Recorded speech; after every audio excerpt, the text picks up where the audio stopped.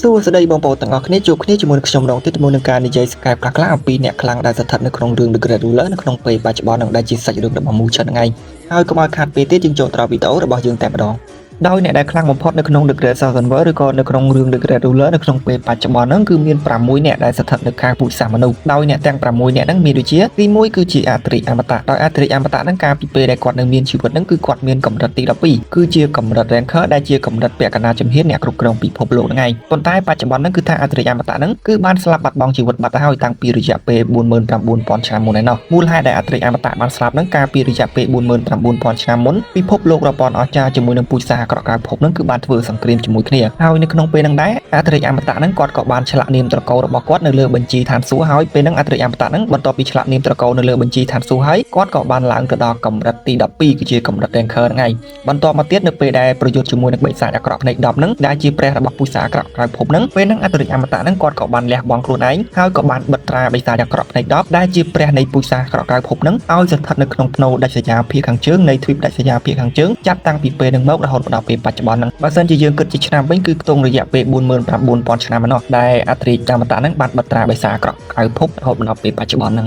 ប៉ុន្តែវាគួរឲ្យសោកស្ដាយដែរដោយសារតែអត្រិអមតៈហ្នឹងនៅពេលដែលបិទត្រាបិសាចអាក្រក់ភ្នែក10ដែលជាព្រះពូជសាសអាក្រក់ក្រៅភពហ្នឹងគឺគាត់បានស្លាប់បាត់បង់ជីវិតបាត់ទៅហើយកាលពីរយៈពេល 49000 ឆ្នាំមុនហ្នឹងបន្តមកទៀតយើងចូលមកដល់ចំណាត់ថ្នាក់ទី2វិញទី2គឺជាអត្រិនៃអណ្ដាតភ្លើងស៊ីវយិនដែលស៊ីវយិននេះគឺជាស្ថាបនិកនៃដែនដីភ្លើងគ្មានទីបញ្ចប់ហើយស៊ីវយិនបច្ចុប្បន្នហ្នឹងគឺស្ថិតនៅក្នុងកម្រិតទី11គឺជាកម្រិតអធិបតីភាពឋានសួគ៌បរិសុទ្ធដំណាក់កាលចុងក្រោយប៉ុន្តែបើនិយាយអំពីកម្លាំងប្រយុទ្ធរបស់ស៊ីវយិនបច្ចុប្បន្នហ្នឹងគឺខ្វះតែកន្លះជំហានទៀតតែប៉ុណ្ណោះគឺឈានជើងចូលទៅដល់កម្រិតទី12ហើយដោយដែលយើងដឹងថាស៊ីវយិនបច្ចុប្បន្នហ្នឹងទោះបីជាគាត់ស្ថិតនៅក្នុងកម្រិតទី11គឺជាកម្រិតអធិបតីភាពឋានសួគ៌បរិសុទ្ធដំណាក់កាលចុងក្រោយក៏ដោយប៉ុន្តែកម្លាំងរបស់គាត់បច្ចុប្បន្នហ្នឹងគឺជិតទៅដល់កម្រិតទី12ទៅឯណោះដោយសារតែស៊ីវយិនហ្នឹងគឺបានប៉ះទៅនឹងរនាំងកម្រិតទី12ទៅហើយនៅក្នុងពេលបច្ចុប្បន្នហ្នឹងហើយដែនដីភ្លើងមានទីបញ្ចប់របស់ស៊ីវយិនបច្ចុប្បន្នហ្នឹងគឺស្ថិតនៅក្នុងតំបន់ភាគខាងត្បូងនៃពិភពលោករាប់ពាន់អស្ចារ្យដែលជាទីតាំងដ៏សំខាន់មួយជាប់ជាមួយនឹងព្រំប្រទល់ពួកបិសាចអាក្រក់ក្រៅភពហើយស៊ីវយិនបច្ចុប្បន្នហ្នឹងគឺជាអ្នកការពារពិភពលោករាប់ពាន់អស្ចារ្យដែលស្ថិតនៅក្នុងភាគខាងត្បូងហើយកម្លាំងរបស់ស៊ីវយិនបច្ចុប្បន្នហ្នឹងគឺស្មើជាមួយនឹងលៀនតុងហ្នឹងឯងដែលជាស្ថាបនិកនៃអាណាចក្រក្បាច់គុណក្នុងពេលបច្ចុប្បន្ន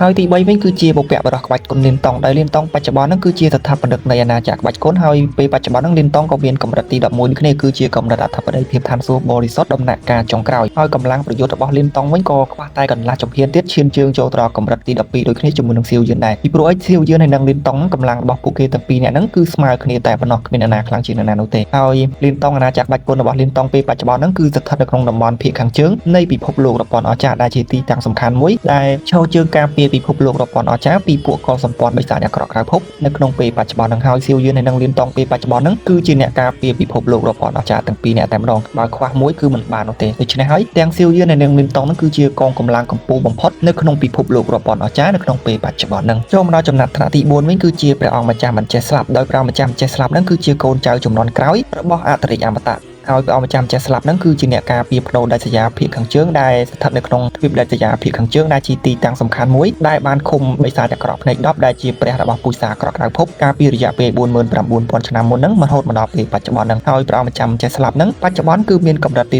11គឺជាកម្រិតអធិបតីភាពឋានសួគ៌បរិសុទ្ធដំណាក់កាលចុងក្រោយចូលមកដល់ចំណាត់ថ្នាក់ទី5វិញគឺជាស្ដេចសម្រាប់បិសាចឈិនធានដោយឈិនធានហ្នឹងបច្ចុប្បន្នគឺស្ថិតនៅក្នុងកម្រិតទី11គឺជាកម្រិតអធិបតីភាពឋានសួគ៌បរិសុទ្ធដំណាក់កាលចុងក្រោយហើយឈិនធានហ្នឹងគឺជាអ្នកដែលស្ថិតនៅក្នុងវិមានពិភព1000ដែលខ្លាំងជាងគេនៅក្នុងពេលបច្ចុប្បន្នដោយវិមានពិភព1000ហ្នឹងគឺជាកងកម្លាំងមួយដែលបានបង្កើតឡើងមកហ្នឹងគឺដើម្បីការពារពិភពលោករាប់ពាន់អស្ចារ្យពីការឈ្លានពានរបស់ពូជសាសក្រក់ក្រៅភពចូលមកដល់ចំណាត់ថ្នាក់ទី6វិញគឺជាគ្រូដាវដោយគ្រូដាវហ្នឹងគឺមានឈ្មោះថាឈិនយូដែលជាស្ថាបនិកនៃដែនដីដាវហើយគ្រូដាវឈិនយូហ្នឹងពេលបច្ចុប្បន្នហ្នឹងគឺមានកម្រិតទី11គឺជាកម្រិតអធិបតីភាពឋានសួគ៌បរិសុទ្ធដំណាក់កាលចុងក្រោយដូចគ្នាប៉ុន្តែនៅក្នុងពេលបច្ចុប្បន្នហ្នឹងនៅក្នុង The Great Southern World ឬក៏នៅក្នុងរឿង The Great Ruler ហ្នឹងអ្នកដែលខ្លាំងជាងគេនៅក្នុងពេលបច្ចុប្បន្នហ្នឹងគឺមានតែ5នាក់តែប៉ុណ្ណោះបើសិនជាយើងនឹងដកអត្រិអមតៈចោលដោយអ្នកទី1នឹងគឺជាស៊ីវយិនទី2គឺជាលៀនតុងទី3គឺជាលោកម្ចាស់មិនចេះស្លាប់ទី4គឺជាស្ដេចសម្លាប់បិសាចឈិនធានហើយទី5គឺជាគ្រូដាវនៃដែនដីដាវដែលមានឈ្មោះថាឈិនយូនឹងឯងដែលជាអ្នកខ្លាំងជាងគេបំផុតដែលស្ថិតនៅក្នុងពូជសាសមនុស្សនៃពិភពលោករាប់ពាន់អស្ចារ្យនៅក្នុងពេលបច្ចុប្បន្នហ្នឹងប៉ុន្តែនៅក្នុងចំណោម5នាក់ហ្នឹងគឺមានតែលៀនតុងហើយនិងស៊ីវយិនតែប៉ុណ្ណោះដែលខ្លាំងជាងគេទោះបីជាស្ដេចសម្លាប់បិសាចឈិនធានគ្រូដាវឈិនយូហើយនិងលោកម្ចាស់មិនចេះស្លាប់ស្ថិតនៅក្នុងកម្រិតទី11គឺជាកម្រិតអធិបតីភាពឋានសួគ៌បរិសុទ្ធដំណាក់កាលចុងក្រោយដូចគ្នាជាមួយនឹងស៊ីវយិនហើយនិងលៀនតុង ក៏ដោយក៏គាត់ទាំង3នាក់ហ្នឹងមិនអាចប្រៀបធៀបជាមួយនឹងសៀវយឿនហើយនឹងលីនតុងបានដែរពីព្រោះអីសៀវយឿនហើយនឹងលីនតុងបច្ចុប្បន្នហ្នឹងគឺខ្វះតែកន្លះជំហានទៀតតែប៉ុណ្ណោះគឺឈានជើងចូលទៅដល់កម្រិតទី12ទៅហើ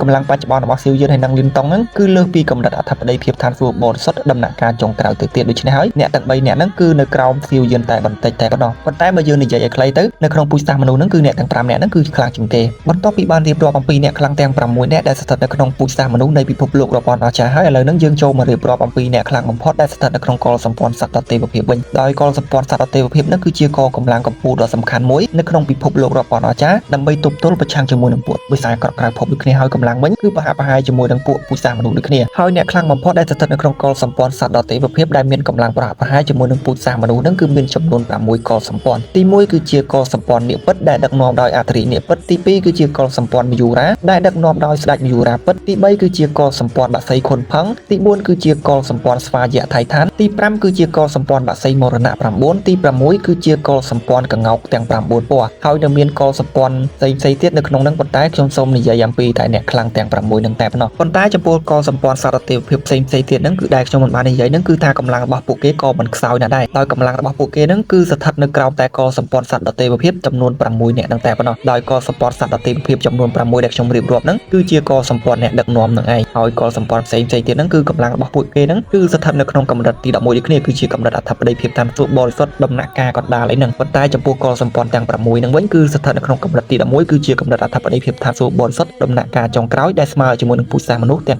6នាក់ទាំង5នាក់ហ្នឹងបន្តមកទៀតយើងមកនិយាយរៀបរាប់លម្អិតអំពីត្រកូលបិសាចអាក្រក់ក្រៅភពវិញម្ដងដែលជាសត្រូវដ៏ធំបំផុតរបស់មនុស្សសត្វគ្រប់គ្នានៅក្នុងពិភពលោករាប់ពាន់អស្ចារ្យហ្នឹងដោយត្រកូលបិសាចអាក្រក់ក្រៅភពហ្នឹងគឺគេបែងចែកវាទៅជា32ត្រកូលហើយ32ត្រកូលហ្នឹងគឺដឹកនាំដោយស្ដេចមេចំនួន32ហើយស្ដេចមេចំនួន32នាក់ហ្នឹងគឺស្ថិតនៅក្នុងកម្រិតទី11គឺជាកម្រិតអធិបតីភាពឋានសួគ៌បរិសុទ្ធដំណាក់កាលចុងក្រោយទាំងអស់តែម្ដងដែលវាច្រើនជាងនៅក្នុងពូជសាសន៍មនុស្សហើយនិងពូជសាសន៍សត្វដតេវភាពនៅក្នុងពិភពលោករាប់ពាន់អស្ចារ្យទៅទៀតប៉ុន្តែនៅក្នុងចំណោមត្រកូលទាំង32ហ្នឹងគឺមានតែត្រកូលចំនួន8តែប៉ុណ្ណោះដែលគេបាននិយាយរៀបរាប់លម្អិតឈ្មោះហើយក៏បានបង្ហាញអំពីកម្លាំងរបស់ពួកគេដូចគ្នាដោយត្រកូលទាំង8ហ្នឹងគឺជាត្រកូលដែលខ្លាំងជាងគេបំផុតនៅក្នុងចំណោមត្រកូលទាំង32ហ្នឹងដែលគេបានរៀបរាប់ឈ្មោះដោយត្រកូលទី1ហ្នឹងគឺជាត្រកូលអរិយបរិសុទ្ធទី2គឺជាត្រកូលអរិយឋានសួគ៌ទី3គឺជាត្រកូលអរិយសសពទី4គឺជាត្រកូលអរិយកំបិតទី5គឺជាត្រកូលអរិយលេបត្របាក់សម្ោទី6គឺជាត្រកូលអរិយវិញ្ញាណទី7គឺជាត្រកូលអរិយអត់ណាតភ្លើងហើយទី8វិញគឺជាត្រកូលបេះដូងអរិយដែលជាត្រកូលដែលខ្លាំងជាងគេដែលស្ថិតនៅក្នុងចំណោមត្រកូល32ហ្នឹងប៉ុន្តែមិនមែនមានន័យថាត្រកូលផ្សេងៗដែលស្ថិតនៅក្នុងចំណោមត្រកូលទាំង32ដែលគេមិនបានរៀបរាប់ឈ្មោះនឹងខ្សោយនោះទេដោយសារតែយើងដឹងថាដើម្បីក្លាយទៅជាត្រកូលមួយក្នុងចំណោមត្រកូលទាំង32ហ្នឹងគឺត្រូវតែមានមេដឹកនាំមួយដែលគេហៅថាស្ដេចមេហ្នឹងគឺស្ថិតនៅក្នុងកម្រិតទី11គឺជាកម្រិតអធិបតីភាពឋានសួគ៌បរិសុទ្ធដំណាក់កាលចុងក្រោយទើបមនុស្សម្នាក់ហ្នឹងអាចក្លាយទៅជាមេដឹកនាំនៅក្នុងចំណោមត្រកូលមួយនៅក្នុងចំណោមត្រកូលទាំង32ហ្នឹងដូច្នេះហើយនៅក្នុងពូជសាសន៍ក្រក់ក្រៅភពហ្នឹងគឺមានអ្នកដែលស្ថិតនៅក្នុងកម្រិតទី11គឺជាកម្រិតអធិបតីភាពឋានសួគ៌បរិសុទ្ធដំណាក់កាលចុងក្រោយហ្នឹងចំនួន32នាក់ហើយបើប្រៀបធៀបជាមួយនឹងពូជសាសន៍មនុស្សហើយនិងពូជសាសន៍ដតេវភាពវិញគឺមានតែចំនួន12នាក់តែប៉ុណ្ណោះដូច្នេះហើយពូជសាសន៍ក្រក់ក្រៅភពហ្នឹងគឺខ្លាំងយកតែមែនតែម្ដងហើយសមាជិកសំខាន់ដែលខ្លាំងជាងគេដែលស្ថិតនៅក្នុងចំណោមត្រកូលទាំង32ដែលមានកម្លាំងស្មើជាមួយនឹងសៀវជានហើយនិងលីនតុងហ្នឹងគឺមានយ៉ាងច្រើនអ្នកដែរទី1គឺជាស្ដេចមេឃបរិសុទ្ធដែលជាមេដឹកនាំបណ្ដោះអាសន្ននៃត្រកូលបិសាចអរិយហ្នឹងដែលកម្លាំងរបស់ស្ដេចមេឃបរិសុទ្ធហ្នឹងគឺស្មើជាមួយនឹងសៀវយឺនហើយនិងលីនតុងតែម្ដងទី2គឺជាស្ដេចមេឃនៃភាពងងឹតទី3គឺជាស្ដេចមេឃសាកសពខ្មៅទី4គឺជាស្ដេចមេឃបំបែកមេឃទី5គឺជាស្ដេចមេឃលេបត្របាក់សម្ោទី6គឺជាស្ដេចមេឃលេបត្របាក់វិញ្ញាណទី7គឺជាស្ដេចមេឃសាកសព9ទី8គឺជាស្ដេចមេឃបិសាចឈាមទី9គឺជាស្ដេចមេឃបេះដូងអរិយដែលជាអ្នកដែលខ្លាំងបំផុតដែលស្ថិតនៅក្នុងត្រកូល32ហ្នឹងដែលប្រៀបស្មើជាមួយនឹងសៀវយឺនហើយនិងលីនតុងហើយអ្នកផ្សេងទៀតនៅក្នុងត្រកូលទាំង32ហ្នឹងទោះបីជាស្ថិតនៅកម្រិតដូចគ្នាជាមួយនឹងសៀវយឺនលីនតុងក៏ដោយក៏ខ្សោយជាងសៀវយឺនលីនតុងដែរដូច្នេះហើយគឺមានតែ9អ្នកហ្នឹងតែប៉ុណ្ណោះដែលប្រៀបស្មើជាមួយនឹងសៀវយឺនហើយនិងលីនតុងបានប៉ុន្តែក្នុងចំណោមទាំង9អ្នកហ្នឹងគឺជាស្ដេចមេឃបរិសុទ្ធដែលកម្លាំងរបស់វាហ្នឹងគឺខ្លាំងយកតែមែនតែម្ដងដែលខ្វះតែពាក់កណ្ដាលជំហានតែប៉ុណ្ណោះគឺចូលទៅក្នុងកម្រិតទី12ដូចគ្នាប៉ុន្តែជាក់ស្ដែងទៅអ្នកដែលខ្លាំងជាងគេដែលស្ថិតនៅក្នុង The Great Thousand World ហ្នឹងគឺជាបិសាចអាក្រក់ភ្នែក10ដែលជាមេដឹកនាំឬក៏ជាព្រះរបស់ពួកពូជសាសន៍អាក្រក់ក្រៅភពហ្នឹងដោយបិសាចអាក្រក់ភ្នែក10ហ្នឹងកម្លាំងពេញលេញរបស់វាបើវាបើកភ្នែកទី10ហើយស្ដារកម្លាំងរបស់វាពេញលេញវិញហ្នឹងគឺថាកម្លាំងរបស់វាហ្នឹងគឺលើសពីកម្រិត The Great Ruler ទៅទៀតដោយកម្រិត The Great Ruler ហ្នឹងគឺជាកម្រិតទី13ពីព្រោះនៅពេលដែល Muchen បានបំបែកចូលក្នុងកម្រិត The Great Ruler ដែលជាកម្រិតទី13ហ្នឹងហើយគឺថា Muchen ហ្នឹងគឺវាយមិនចង់ឈ្នះអាបិសាចអាក្រក់ភ្នែក10ហ្នឹងនោះឡើយដោយសារតែយើងដឹងថាបិសាចអាក្រក់ភ្នែក10ហ្នឹងគឺជាកូនរបស់ព្រះពិសិដ្ឋដែលមកពីរឿងចៅយ័ន្តហ្នឹងឯង ហើយបើកម្លាំងរបស់វាវិញគឺជិតស្មើទៅនឹងព្រះចំណាត់ថ្នាក់ទី3នៅក្នុងរឿងចៅយួនហ្នឹងហើយកម្រិត The Great Ruler ហ្នឹងគឺមិនទាន់ដល់ព្រះចំណាត់ថ្នាក់ទី3នោះទេនៅក្នុងបើយើងប្រៀបធៀបទៅហើយនៅពេលហ្នឹងនៅពេលដែលមូឈិនបានបំបែកចូលទៅក្នុងកម្រិត The Great Ruler ហ្នឹងមូឈិនបានខ្ចីកម្លាំងសៀវយឺនហើយនឹងលៀនតុងហើយនឹងមនុស្សគ្រប់គ្នានៅក្នុងពិភពលោករបស់ប៉ុនអស្ចារ្យហ្នឹងគឺដើម្បីប្រយុទ្ធជាមួយនឹងបិសាចអាក្រក់ផ្នែក10ហ្នឹងទើបយកឈ្នះបានហើយទម្រាំតែយកឈ្នះបានហ្នឹងគឺថាមូឈិនហ្នឹងក៏ចង់ងាប់ខ្លួនឯងដែរទម្រាំតែយកឈ្នះអាបិសាចអាក្រក់ផ្នែក10ហើយសម្លាប់បិសាចអាក្រក់ផ្នែក10ហ្នឹងបានប៉ុន្តែបើកន្លែងហ្នឹងបើសិនជាបិសាចអាក្រក់ផ្នែក10ហ្នឹងវាបានកម្លាំងពេញលេញរបស់វាតែម្ដងដែលទុកពេលវាច្រើនឆ្នាំទៀតគឺថាសម្បីតែកម្រិត The Great Ruler ហ្នឹងក៏សង្ស័យថាมันអាចយកឈ្នះអាបិសាចអាក្រក់ផ្នែក10ហ្នឹងបានដែរហើយការសង្ខេបរបស់យើងគឺមានតែប៉ុណ្្នឹងឯងហើយបើសិនជាខុសទាស់ត្រង់ណាអីសូមអធិស្ឋានផងបាយបាយជួបអ្នកឱកាសក្រោយទៀត